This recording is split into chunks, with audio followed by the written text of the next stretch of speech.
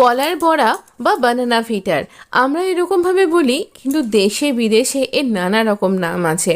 আমাদের এই রকম কলা মজে গেলে তৈরি করব এরকম ব্যাপার না, এমনি একটা স্ন্যাক্স হিসাবেও কিন্তু দুর্দান্ত লাগে। কলাটা দেখতে এরকম আমার ফ্রিজের মধ্যে ছিল তাই জন্য, কিন্তু ভেতরটা একদম ঠিকঠাক আছে। এটা একেবারেই পচে যাওয়া মজে যাওয়া কলা টাইপের নয়, কিন্তু ছোট ছোট কাঁঠালি কলা নিয়ে নিয়েছি। আপনি যে কোনো কলা দিয়ে তৈরি করতে পারেন। আমি এখানে কলাগুলোকে ম্যাশারের সাহায্যে একটুখানি স্ম্যাশ করে নেব। তো স্ম্যাশার দিয়ে একটু ম্যাশ করতে পারেন, হাত দিয়ে করতে পারেন, কাঁটা চামচ দিয়েও করতে পারেন।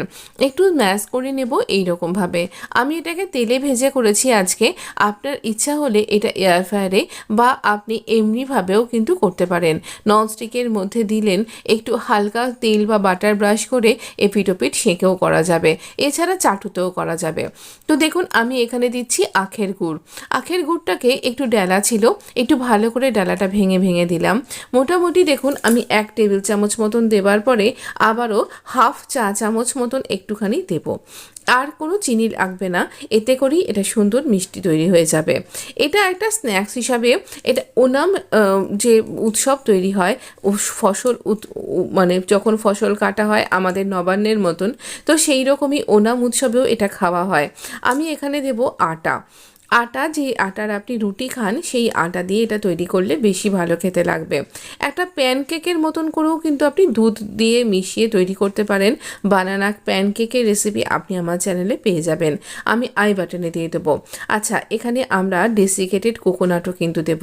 আপনার কাছে তাজা নারকেল থাকলে তাও কিন্তু দিতে পারেন। ডেসিকেটেড কোকোনাটটা দিলে অনবদ্য আরও একটু স্বাদ তৈরি হয়ে যাবে। এটাকে মিস করবেন না, কিন্তু নারকেলের সাথে অনবদ্য লাগে এটা। তো এবার আমরা ভালো করে এটাকে মিশিয়ে নেব। হ্যাঁ, একদম চিটচিটে টাইপেরই কিন্তু ডোটা তৈরি হবে, আর তবে একটু শুকনো শুকনো হবে, অনেকখানি চিটচিটে হবে না, তাহলে আবার কড়াইতে লেগে লেগে যাবে। তাই জন্য আমি সামান্য আরেকটু আটা দিয়ে দিলাম। এখানে আমার 2.5 টেবিল চামচ মতন কিন্তু আমার এখানে আটা লেগেছে, 2.5। তো এবার দেখুন ভালো করে মিশিয়ে নিয়েছি। এই রকম একটা পর্যায়ে আমরা এই রকম গোল্লা গোল্লা করে এগুলোকে দিচ্ছি। ঠিক যখন ছাড়ছি মনের ভুলে ক্যামেরাটা অফ করে ফেলেছিলাম, তবে আমি আপনাকে আবার দেখিয়ে দিচ্ছি। তো দেখুন এই রকমভাবে আমরা দিয়েছি। আমার খুব তাড়াতাড়ি ছিল, আমি একসাথে অনেকগুলো দিয়েছি, আর তেলটাও তো আমি কম খাই। তো আপনার যদি মনে হচ্ছে আপনি একসাথে এতগুলো না দিয়ে আপনি একটু অল্প অল্প করে দেবেন, 3-4টে করে দেবেন, তাহলে ভালো ভাজা হবে। আমি একদম অল্প তেলে ভাজছি, আপনার মনে হলে এটা ডুবো তেলেও ভাজতে পারেন। তো আমি স্যালো ফ্রাই করছি বলতে পারেন আপনি এটাকে প্যানকেকের মতন করেও করতে পারেন। তবে এই ফিটার্সগুলো খেতে অনবদ্য হয়, শুধু আমাদের দেশে না বিদেশেও কিন্তু এটা খেতে অনেক ভালো। চায়ের সাথে বা শান্ত জলখাবারে বা বাচ্চার টিফিনে এটা অনায়াসে চলে যাবে, ভীষণ ইজি। ওপরটা একটা ক্রাঞ্চি ব্যাপার থাকবে, ভেতরটা একটু সফট থাকবে, কিন্তু ভেতরটাও কুক হয়ে যাবে। তার জন্য আমরা কিন্তু এটাকে একেবারে স্লো কুক করব, লো ফ্লেমে এটা কুক করব, আস্তে আস্তে ধীরে ধীরে।